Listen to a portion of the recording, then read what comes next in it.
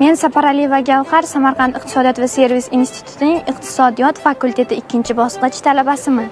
O'qish bilan bir qatorda qariyb 7 yildan buyon sportning karate turi bilan muntazam ravishda shug'ullanib kelmoqdaman.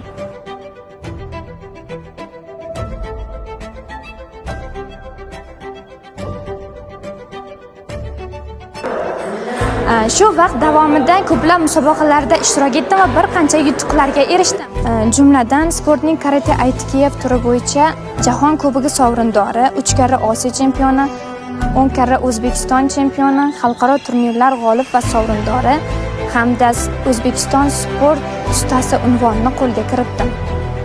Institutimiz rahbariyati tomonidan talabalar sport bilan shug'ullanish uchun barcha sharoitlar yaratib berilgan. Shu o'rinda shuni aytib o'tishim joizki, yutuqlarimni o'z yutuqlari kabi ko'rib kelayotgan mehribon ota-onamga, yutuqlarimga katta hissasini qo'shib kelayotgan murabbiyimga hamda qo'llab-quvvatlab kelayotgan fakultetimiz dekaniga o'z minnatdorchiligimni bildiraman.